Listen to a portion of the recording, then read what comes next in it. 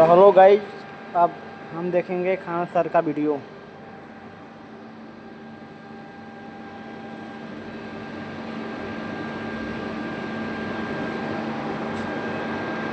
इसको थोड़ा सा वहाँ पे जूम करके समझते हैं। देखिए ये एरिया जो है, ये 3 बड़े-बड़े एरिया उसको मिला के बनाया जाता है। वर्ल्ड मैप में देखेंगे तो ये ट्रायंगल यहाँ आएगा, जबकि अगर इस पर्टिकुलर एरिया को जूम करें तो ये फ्लोरिडा के पास से स्टार्ट होता है और यहाँ प्यूर्टो रिको जो अटलांटिक महासागर की सबसे गहरी खाई है वहाँ से जाके ये बरमूडा द्वीप पर तक जाता है। ये एरिया है यहाँ पर, जिसे यहाँ तक दर्शाया गया है। ये लगभग 3 से 4 लाख एरिया, कहीं कभी-कभी ये बड़ा हो जाता है। इसका एक्यूरेट कोई मार्किंग नहीं है कि जो आदमी पूरा एरिया को बता सके। अब तो यहाँ भले ऐसे ट्रायंगल बना दिए, बट समुद्र में ऐसा कोई ट्रायंगल नहीं है। बट अगर इस एरिया में कहीं से भी कोई जहाज़ी घटनाएं हो जाती हैं, इसके बारे में डिटेल से समझते हैं। 1498 में जब क्रिस्टोफर कोलंबस जा रहे थे इस रास्ते से, तो उन्होंने भी अपनी किताब में वर्णन किया है कि जब वो इस एरिया से गुजर रहे थे तो अचानक मौसम में एक परिवर्तन देखे, प्रकाश देखे, बादल का तड़कता, समुद्री लहरें तेजी से उठने लगी और उनका जहाज डिसबैलेंस होने लगा। इवन कि उस समय देखिए समुद्र में रास्ता दिखाने का केवल और केवल एक ही रास्ता रहता है, कंपास। अब तो सैटेलाइट वगैरह आ गए हैं, बट कंपास ही उस समय एक ही रास्ता होता था जो हमेशा नॉर्थ डायरेक्शन की ओर मूव करता रहता है। वो बता देता है कि इधर की ओर उत्तर दिशा है, तो इसके थ्रू आदमी जा सकता था। तो यहाँ पे कंपास काम करना बंद कर देता था। ये कोलंबस ने भी इसको माना है। 1964 में विंसेंट गैडिज ने अपनी पुस्तक में, मैगजीन में बताया था कि ये किस तरह से जहाजों को वगैरह को निगल लेता है। इसलिए इस ट्रायंगल को डेविल ट्रायंगल या फिर रहस्यमयी ट्रायंगल कहा गया। यहाँ जाने के बाद जहाजों में अचानक परिवर्तन देगा, इंजन काम नहीं करेगा, जहाज धंसने लगेगी, कोई तैरना चाहेगा तो तैर नहीं पाता है। अचानक ही हो जाती थी और ये जहाज डूब के कहाँ जाते थे तब ये भी नहीं पता चलता था किसी को।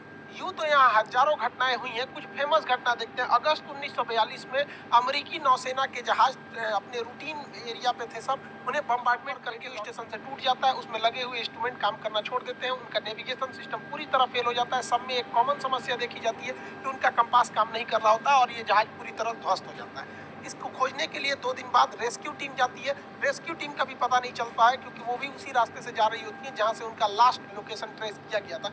रेस्क्यू टीम का भी पता नहीं चल पाता है। उसके बाद ठीक 6 महीने बाद दिसंबर 1942 को फिर अमेरिकी नौसेना का जहाज विमान उड़ान भरता है और फ्लोरिडा से जब उड़ान भरता है, बरमूडा ट्रायंगल से ऊपर जाता है, तो ये बमवर्षक जहाज भी रडार से गायब हो जाता है। और इसके सामने भी सेम समस्या आती है। पायलट बताता भी है रेडियो सिग्नल पे कि मेरा कंपास काम नहीं कर रहा है, नेविगेशन सिस्टम काम नहीं कर रहा है, मौसम पूरी तरह से खराब है। ये भी ध्वस्त हो जाता है। इसको जब ढूंढने की जो रेस्क्यू टीम जाती है इसके बैकअप में, तो रेस्क्यू टीम का भी आज तक कोई पता नहीं चला कि वो रेस्क्यू टीम कहाँ चली गई। 1970 में इन्होंने बताया था कि वहाँ पे क्या क्या घटनाएं हुई थी। इन्होंने बताया कि अचानक बरमूडा ट्रायंगल के जब ऊपर से गया तो अचानक मौसम बिगड़ गया और सामने बादलों का एक पूरा धुआं, कोहरा टाइप का छा गया। तो ये खत्म होने का नाम ही नहीं ले रहा था। इसके अंदर मौसम इतना खराब था और इनका रेडियो फ्रीक्वेंसी भी गड़बड़ काम करी थी। इलेक्ट्रॉनिक्स वगैरह काम करना छोड़ दिए थे इनके जहाज के, और इनकी जहाज की रफ्तार बहुत ही तेज हो गई थी और रडार पे कोई भी दूसरा रेडियो स्टेशन या एयरपोर्ट अथॉरिटी का कोई भी रडार सिग्नल मैच नहीं कर रहा था। इन्हें कुछ समझ में नहीं आ रहा था, और लेकिन ये जहाज को आगे की ओर ले जा रहे थे। लगभग 3 मिनट बाद, एक अच्छी खासी दूरी तय करने के बाद, ये उस जोन से बाहर निकले और उसके बाद ये अपनी जहाज को लैंड कराए। लैंड कराने के बाद देखिए इत्तेफाक क्या हुआ था कि वो 3 मिनट में ही 150 किलोमीटर की दूरी तय कर ली थी। यानी इनकी जो रफ्तार हो गई थी लगभग 3000 किलोमीटर प्रति घंटा हो गई थी, जो अभी किसी भी पैसेंजर जहाज के लिए पॉसिबल नहीं है। ये तो मिसाइल और लड़ाकू जहाज। लंबे अरसे तक ये बरमूडा ट्रायंगल जो था एक रहस्य का कारण बना। लोगों को लगता था कोई अदृश्य शक्ति है जो जहाजों को, शिप को अपनी ओर खींच लेती है, लेकिन ऐसा कुछ भी नहीं है। इसके पूरे रहस्य पर पर्दा उठाया जा चुका है। इवन की बरमूडा ट्रायंगल दुनिया के 10 सबसे खतरनाक जगहों में से भी एक नहीं है। मतलब सोचिए 10 खतरनाक जगहों में भी इन्हें शामिल नहीं किया गया। इसका मतलब ये एक कहानी है। फेमस हो जाता है कोई चीज बहुत ऐसे ही कि जहाजों को निगल जाता है, ये होता है, ऐसा कुछ नहीं होता है। यहाँ कुछ नेचुरल घटनाएं होती है, कोई सुपर नेचुरल नहीं है जिसका लॉजिक भी अवेलेबल है। सबको हम लोग समझते हैं। जो जहाजों का मलबा गया वो नीचे समुद्र के तल पे।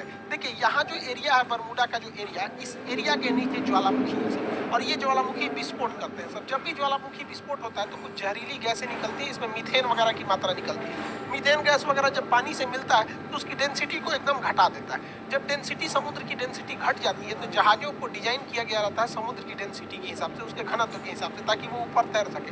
डेंसिटी घटने की वजह से अचानक वो नीचे धंसने लगती है, और यही वजह है कि वहां अगर कोई तैरने की भी कोशिश करता है तो नहीं तैर पाता है।